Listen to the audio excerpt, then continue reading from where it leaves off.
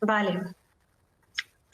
Vale, bueno, intentaré ir aquí un poco más despacio, perdonad. Es que siempre pienso que no tengo tiempo y me acelero. Bueno, esta parte es hacer una descripción de las guías de la Comisión de Metrología Legal para registradores de temperatura y termómetros. Hay 3 guías relacionadas. Hay una que es antigua, pero también le vamos a dar un poco un repaso. Y luego dos guías que se acaban de publicar este año. Una es una revisión de una anterior y la otra es nueva. Entonces, bueno, pues eso, voy a hablar de estas 3 guías. Ya digo que una es del 2011, que es el procedimiento alternativo para la verificación de la duración de los registros de temperatura. Y otras 2, la 1, perdonad, una es la 1 y otra es la 2. Una es sobre la evaluación de la conformidad y la otra de verificación periódica. Esto es, bueno, esto es un poco lo que os decía antes, ¿no? Esta es una herramienta que tenemos, las guías de la Comisión de Metrología Legal, donde se pueden hacer aclaraciones o añadidos o nuevos, por ejemplo, este procedimiento alternativo. O sea, es un poco recopilar todo lo que vemos de la aplicación, bien de la norma o de la ITC, de la ICT en este caso, que podamos ver que queda confuso o que no está claro. Pues bueno, esta es una herramienta muy útil que tenemos para que la Comisión de Metrología Legal permita recoger aquí esas aclaraciones o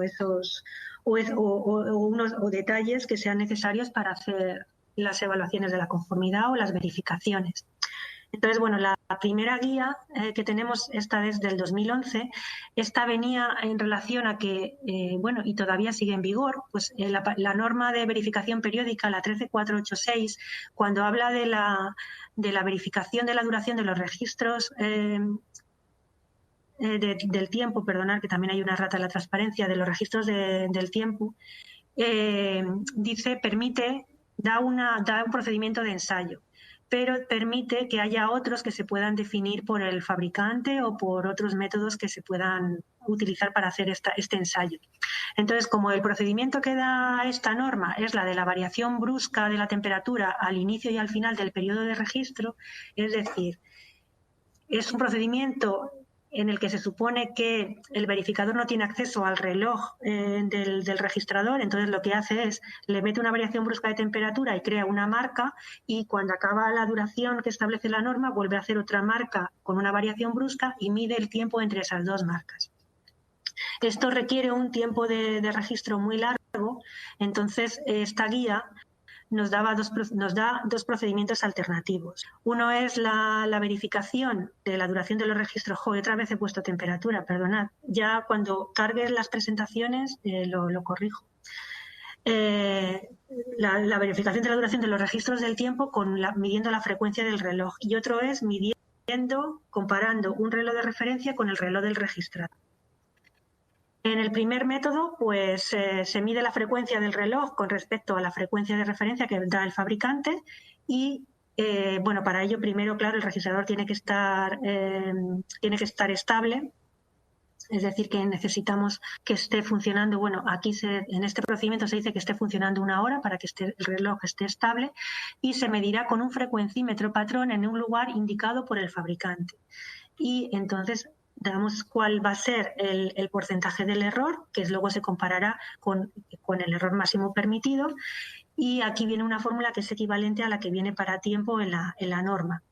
El error relativo del frecuencímetro patrón tiene que ser inferior al 0,02%, que es el mismo error relativo que se pide en el tiempo.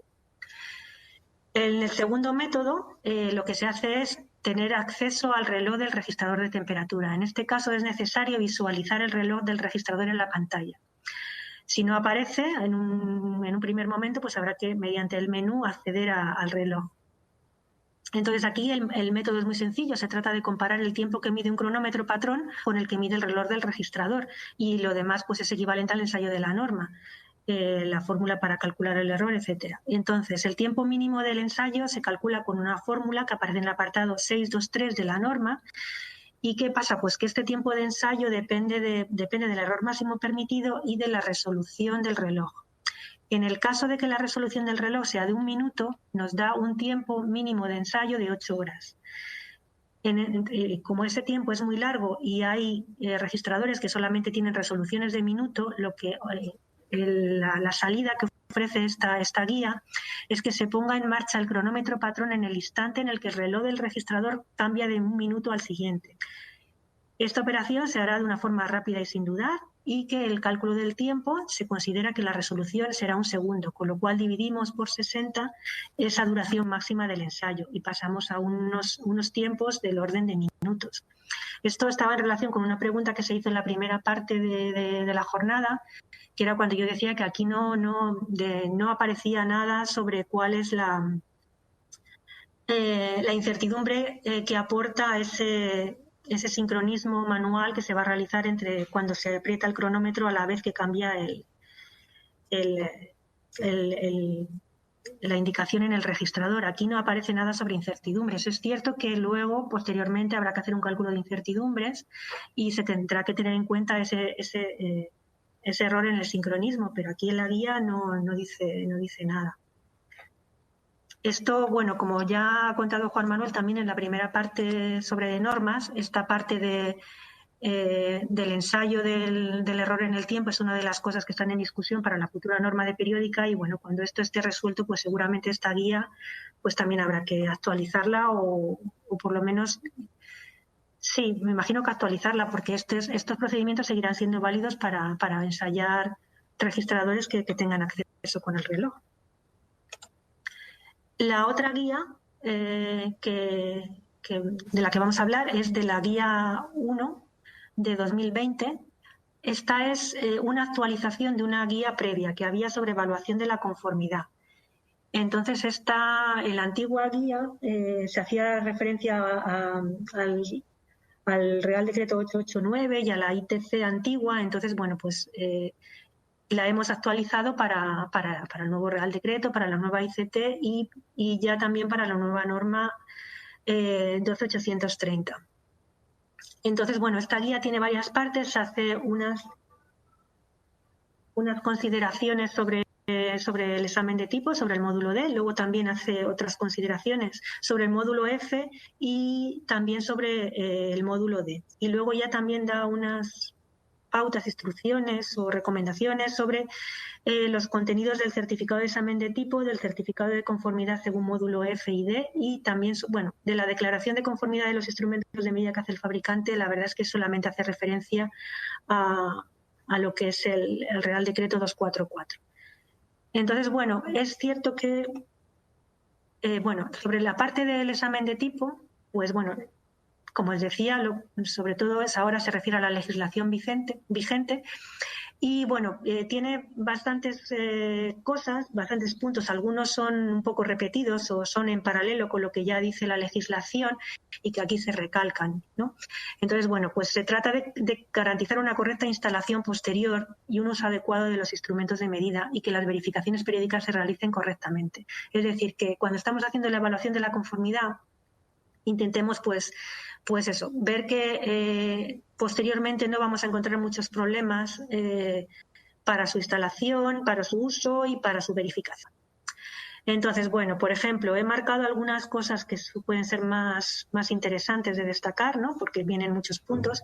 Por ejemplo, ese segundo punto dice que el instrumento debe registrar cualquier modificación de los parámetros metrológicos y de configuración del sistema que contemple el examen de tipo sin modificación de los registros existentes. Esto ya vimos que es uno de los requisitos que se exigen en el software. Y aquí dice además que en el caso de sincronismos automáticos del reloj, como va a haber muchos sincronismos, si hay un sincronismo automático, pues que solamente se deje registro cuando el error del ajuste sea mayor al 0,1% desde el último ajuste o sincronismo. Ese 0,1% es el error máximo permitido para el registro del tiempo. Entonces, es una puntualización sobre ese registro. No se van a registrar todos los sincronismos porque habría muchos eventos que registrar, sino solamente en el caso de que sean mayores que el 0,1. Bueno, luego pues sí, luego cosas que ya hemos visto antes, ¿no? O que ha comentado Juan Manuel, pues que el registrador de temperatura no debe perder los datos almacenados cuando se agote la batería o cuando haya una interrupción de la alimentación eléctrica. Bueno, son cosas que se pueden ver también en la norma. Aquí se siguen enumerando cosas que aparecen en la guía, pero, por ejemplo, también me parece interesante destacar que el fabricante debe informar del método utilizado por USB o inalámbrico para la realización del respaldo de datos. Los datos podrán ser volcados, pero no podrán ser modificados ni por reparadores, ni por titulares o usuarios de los instrumentos de medida. Y que el método utilizado deberá ser capaz de almacenar datos de al menos un año de utilización del mismo. Esto viene en la norma, pero bueno, también se dice en la guía y me parece que tiene que ser interesante, o sea, que es interesante destacarlo. Bueno, otras cosas, pues sí, por ejemplo, que se debe comprobar la adecuación de los precintos establecidos por el fabricante para evitar lo que decíamos antes cuando leíamos la ICT, que haya precintos de la evaluación de conformidad, pero que realmente no precinten, pues eso hay que intentar evitarlo que ocurra durante el módulo B. También esto también se señala aquí, lo quiero señalar como destacado, y es que se debe comprobar el correcto funcionamiento del software auxiliar que pueda ser necesario para la evaluación de la unidad. Por ejemplo, el software de descarga de datos, que aunque no sea software que sea metrológicamente relevante, sí que tiene que ser comprobado durante el módulo B, porque puede ser necesario para realizar las verificaciones periódicas. Sobre el módulo F, pues como en el caso del módulo B, pues se refiere a la legislación vigente y especifica también una serie de aspectos en concreto, como decía antes, para que luego, cuando el instrumento esté en servicio, sea más fácil su uso, su instalación y su verificación. Bueno, dice, pues claro, que la conformidad con los requisitos tiene que ser según el anexo 11 o instrucciones de la Comisión de Metrología Legal. Y todo esto, a ver, esto son cosas que ya vienen en la ICT.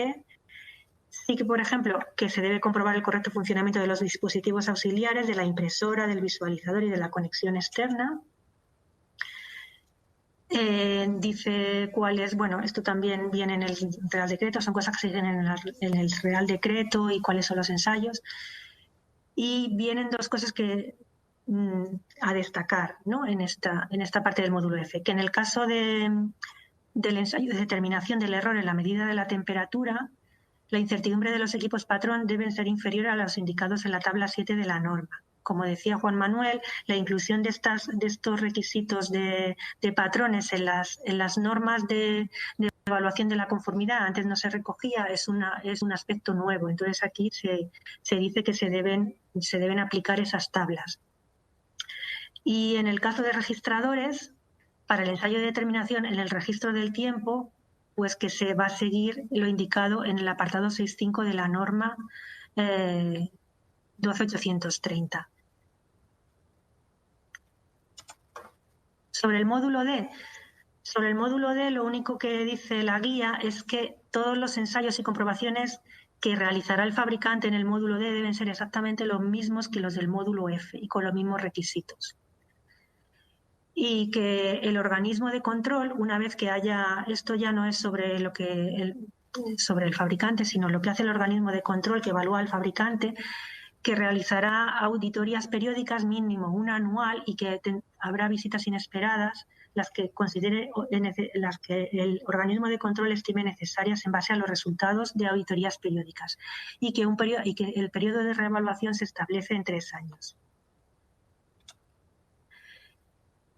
También una parte que deja la guía y que destaca la guía es que el fabricante tiene que prestar especial atención a la custodia de los precintos. En la evaluación de la conformidad y en el certificado emitido por el organismo de control debe incluirse al instalador de los equipos si manipula precintos durante la instalación. En particular, el instalador tiene que estar incluido en el sistema de calidad del fabricante, procedimiento de instalación, los controles que realiza, etcétera, y estar inscritos en el registro de control metrológico.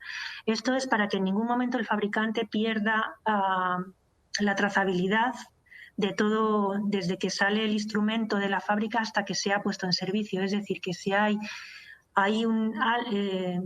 si está actuando alguien más, pues que ese alguien más, en este caso el instalador, esté totalmente controlado en el fabricante y en el sistema de calidad.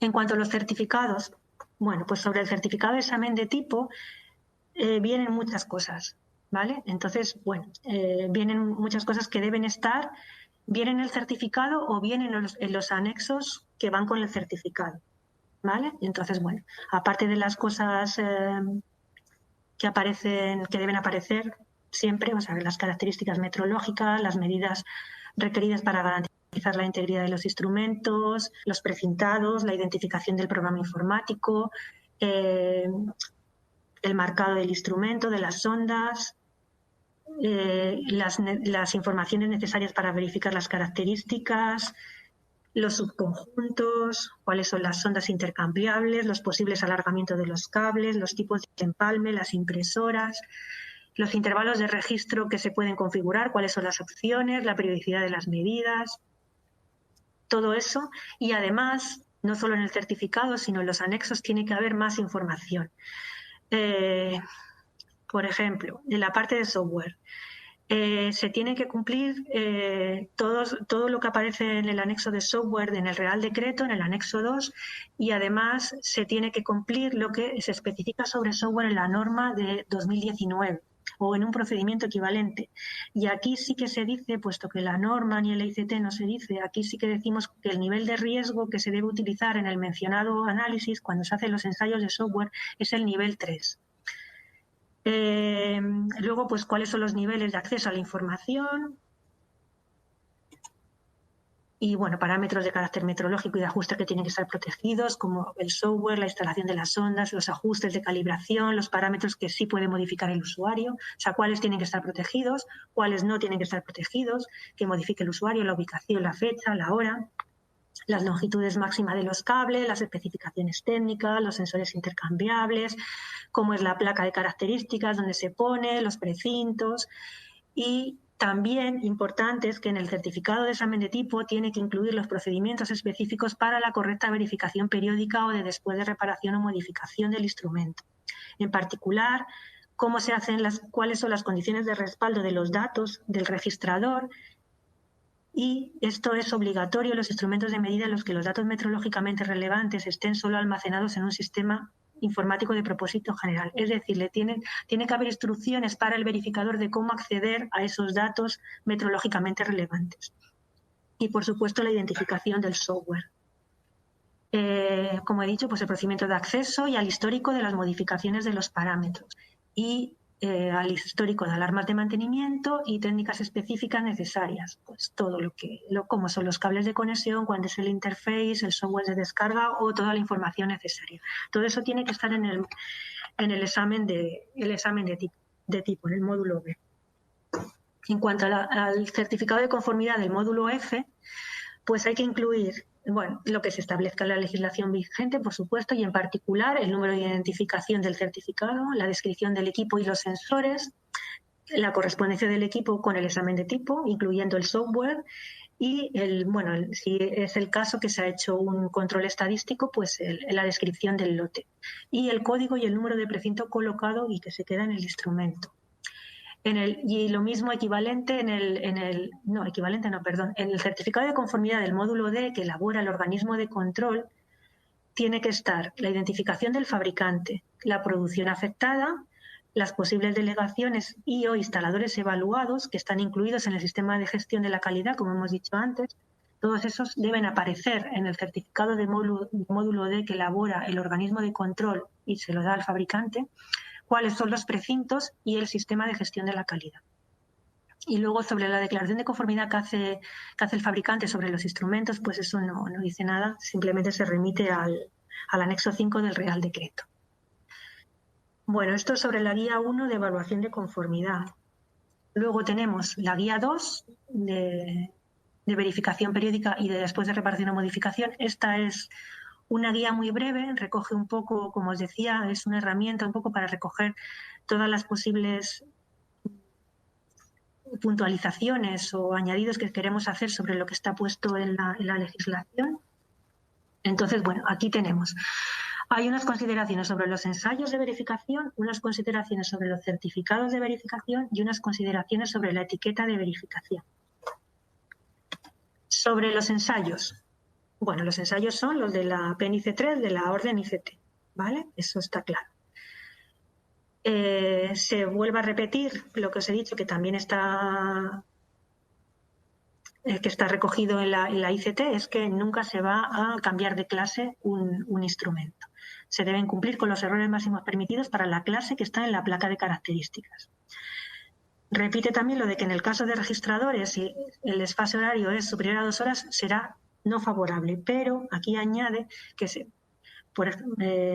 añade dos cosas. Primero, que se puede utilizar como referencia la hora que proporciona un operador de telefonía móvil para hacer el ensayo, y que si es posible modificar la hora del registrador, el OAVM le informará al usuario para que modifique la hora y lo ponga en hora, siempre y cuando no se rompan precintos. Y si en ese caso el resto de los ensayos son correctos, pues la verificación sería favorable. Son dos cosas que especifica la guía con respecto a lo que se dice en la ICT. Sobre los certificados, pues como el contenido de los certificados de verificación que emite el OAVM no se especifica ni en el Real Decreto ni en la orden, y en la norma de 13486 hay un anexo informativo, había un anexo informativo del contenido, pero es muy general.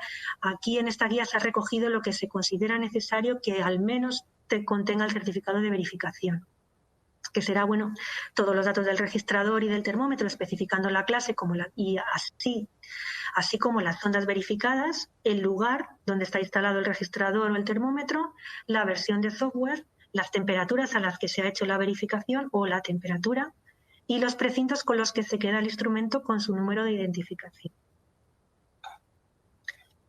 Y ya, por último, se dan unas consideraciones sobre la etiqueta de verificación.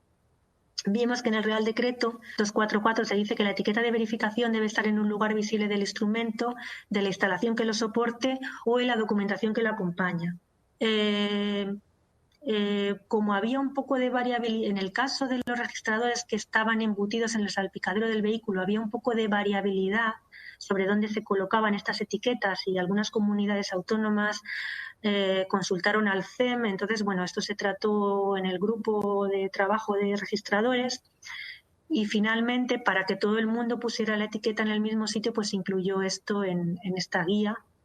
Y bueno, pues lo que se decidió es que la etiqueta de verificación se colocará en la carcasa del instrumento, al igual que la placa de características del instrumento, aunque para que ambas puedan comprobarse, el titular deba extraer el instrumento del salpicadero. Es decir, que no va a estar visible, pero el titular tiene que extraer el instrumento igual que para mostrar la placa, pues para mostrar la etiqueta de verificación.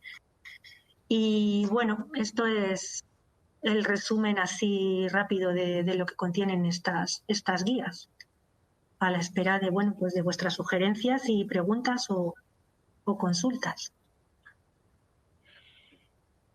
Bueno, pues muchas gracias, María José. Esta vez ha sido más despacio.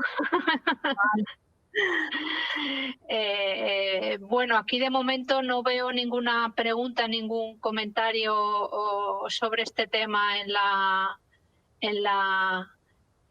el chat.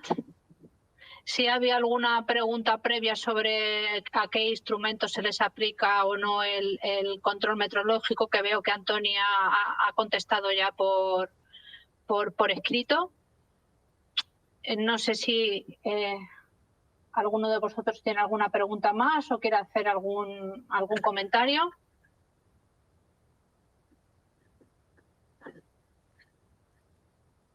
A ver, Javier González hace una pregunta y dice: según el módulo de nombrado, ¿el fabricante debe conocer el instalador y añadirlo al ciclo? Sí. Sí, es lo que hemos dicho. El instalador tiene que estar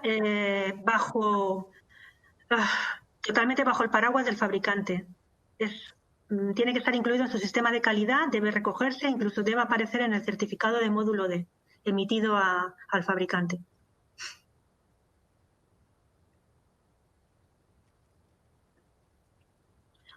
Yo creo que ha quedado bastante claro.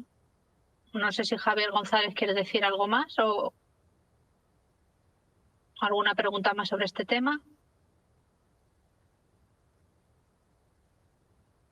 ¿Alguien más tiene alguna duda?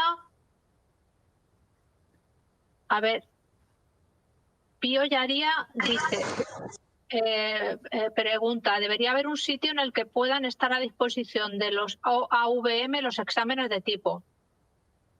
Sí.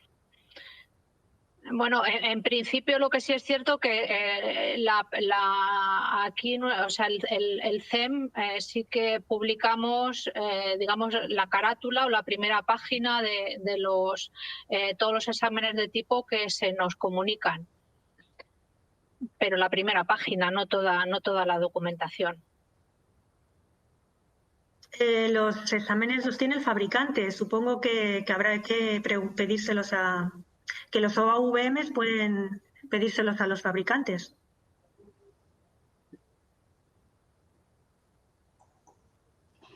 No sé si a lo mejor Maite o Antonio o Marisa, ¿queréis hacer algún comentario sobre esto? Maite, te veo.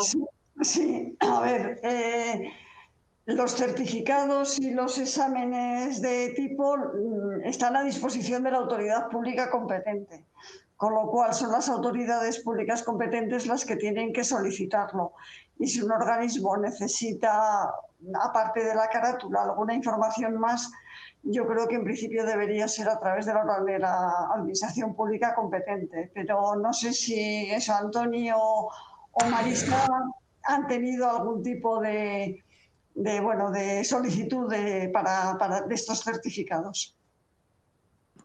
Nosotros sí hemos tenido alguna vez cuando ha habido reticencia por parte de un fabricante a facilitar esa información a un organismo. Entonces hemos tenido que intervenir.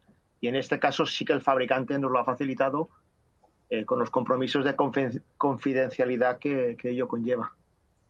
Efectivamente, es que yo creo que ese es un poco el camino, más que se dirija el organismo al fabricante. El camino es a través de la autoridad pública competente, para evitar reticencias por parte del fabricante, entre otras cosas. Porque además el Real Decreto en algún sitio dice que deberá estar a disposición de la autoridad pública competente, ¿vale? Muy bien, gracias. Aquí hay un comentario de Luismi que no sé si querrá expandir algo más, que dice que su conclusión es que los que manejan el cotarro son los 3-4 grandes de la administración. No sé muy bien a qué te refieres.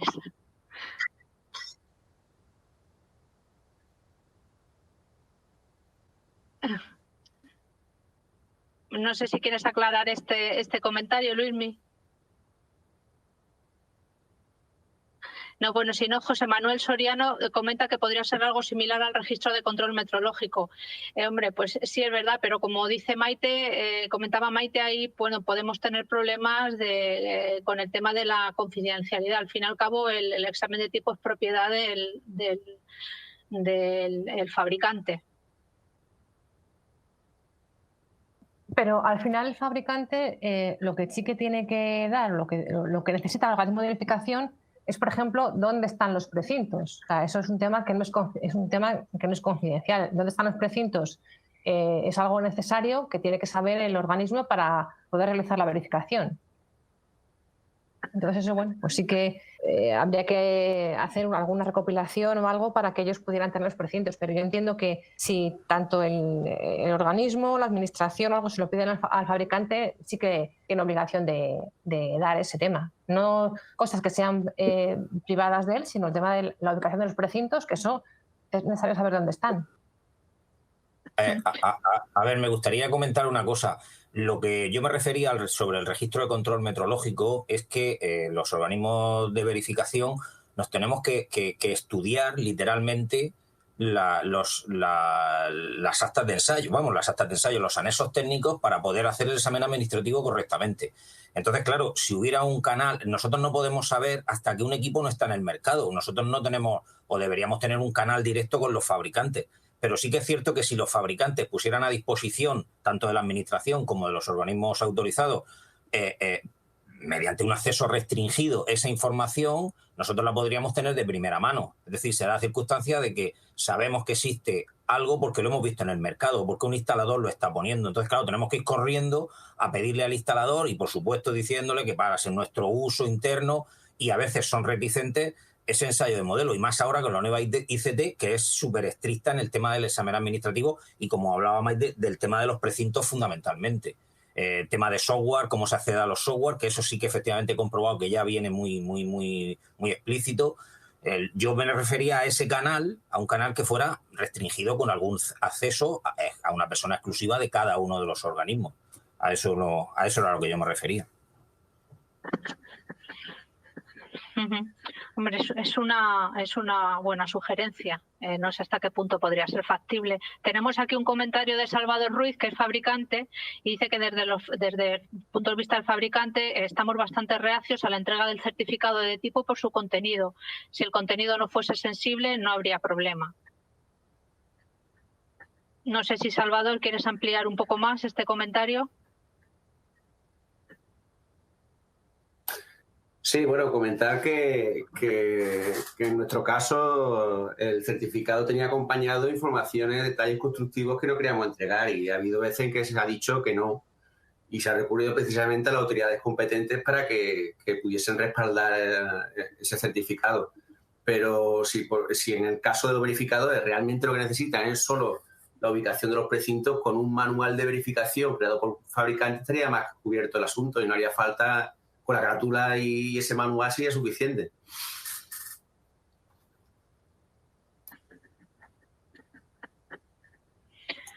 Muy bien, gracias. Pero nosotros necesitamos situación de precintos, tipo de sensores, acceso al software, seguramente algo más se me escapa, pero hay cosas que nosotros debemos, porque ya lo exige la ICT, y debemos encima hacerlo constar en los certificados. Creo que no solo se trata de eso. Las clases, intervalos de medida, creo que alguna cosa más. Yo creo que no solo se trata de eso, de los precintos. Sobre todo las fotos que llevan al final, cómo se accede a los precintos, dónde van situados, cómo se accede justamente a una toma de frecuencia. Creo que es algo más. No quiero yo, es que nosotros encima estamos cubiertos obligados por ENAC a nuestro tema de confidencialidad, imparcialidad, sobre todo por la 17.020. Creo que ahí, no sé, sería poner en duda nuestra profesionalidad en ese caso. Tampoco quiero ya pasarme un poco. Pido la palabra. Sí, Juan Manuel, por favor.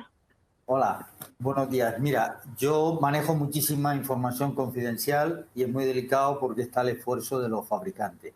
Cuando, en el caso de registradores de temperatura, que he hecho muchos, he hecho algún anexo técnico, la información que pongo puede ser, se lo advierto al fabricante, que puede ser publicitada.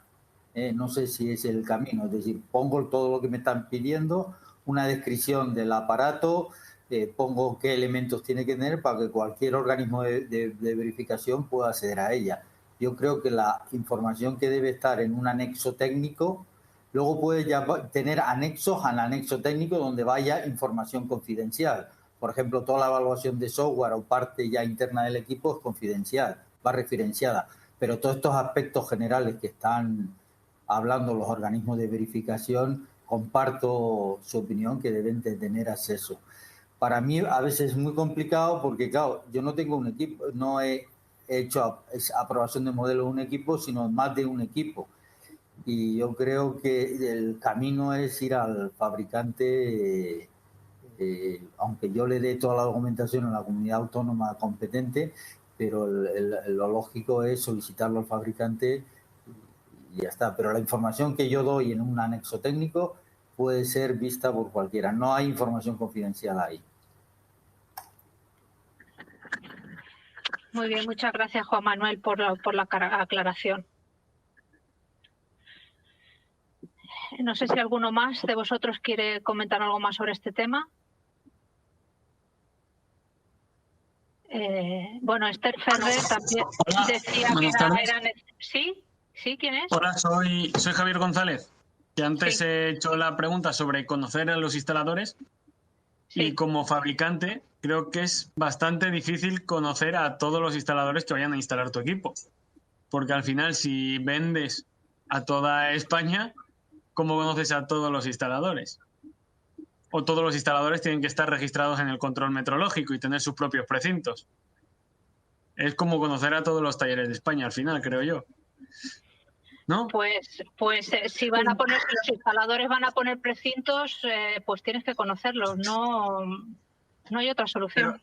Sí, pero solo tengo que tenerlos en el proceso a los que vayan a poner mi precinto. Claro. Vale, creía que era todos los que fueran a instalar el equipo en sí. No. A ver, un momento. Sí. Que vayan a poner tu precinto, no. O sea, si van a romper algún precinto durante la instalación. Sí, correcto. En principio ningún taller debe romperlo. Y si lo rompen, ponen el suyo como taller reparador.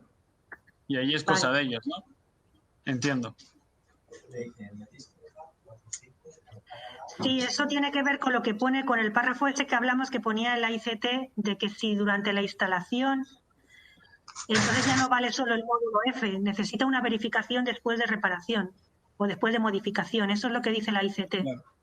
Si hay rotura de precintos durante la instalación, entonces ya no vale con ponerlo en servicio con el módulo F o módulo D, sino que requerirá una verificación después de reparación. Son las dos alternativas, o controlas totalmente la puesta en servicio o le haces después una verificación.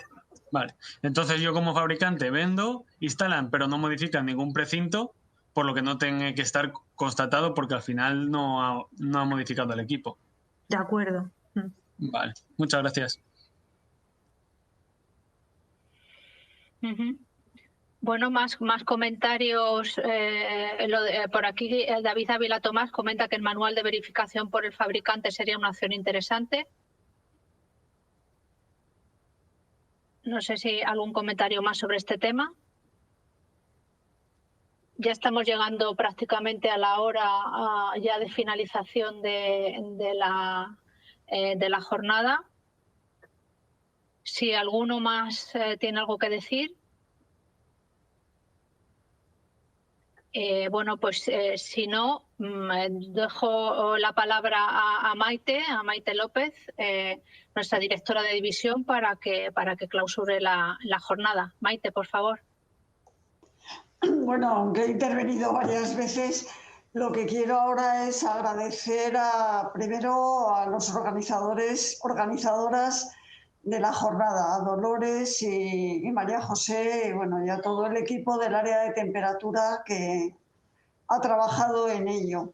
Luego quiero agradecer a los ponentes por el esfuerzo realizado y, por supuesto, a la gran afluencia de público que hemos tenido, aunque sea que ni siquiera nos hemos visto, pero aunque sea en pantalla. Y luego, pues decir simplemente que el Centro Español de Metrología está a disposición de todos vosotros, y yo creo que todas las administraciones públicas competentes, de las que tenemos varios representantes, aunque solamente hayan hablado Cataluña y Castilla y León, que están a disposición de todos los organismos para cualquier tipo de aclaración y modificación que sea necesaria hacer de la orden, que estamos trabajando también en ello, porque, como ha dicho Juan Manuel al principio, aunque esto lo leamos 200 veces y lo lean 200 personas, siempre salen erratas y siempre hay cosas que las parecían muy claras cuando se publicaron y que resulta que luego tiene algún problema de interpretación, o diferentes, no problemas, sino diferentes interpretaciones, y eso es lo que no debemos tener, porque todos los organismos que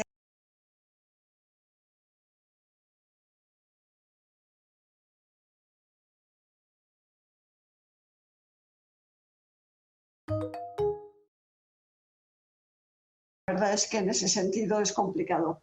Y como ha dicho Juan Manuel también, hay una norma que está abierta, que está en evolución.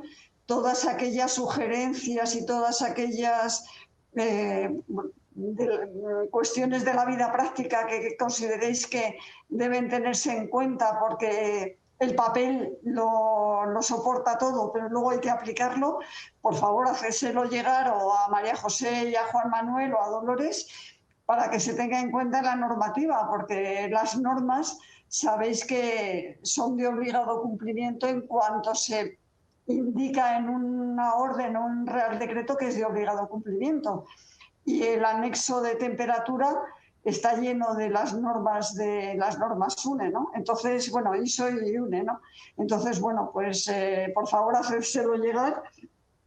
Y bueno, sabéis que, como se ha dicho, que los errores máximos permitidos se mantienen, pero que hay distintas clases ahora y que los del tiempo van a disminuir muchísimo. Entonces, bueno, pues simplemente estad atentos a los cambios, mirad los ensayos con mucho cuidado y reitero la disposición, en principio, del Centro Español de Metrología a todas vuestras sugerencias, porque el canal le tenéis abierto. Muchísimas gracias por esta acogida tan impresionante de la jornada, que esperemos que se repita en otro momento con otros instrumentos. Muchas gracias a todos.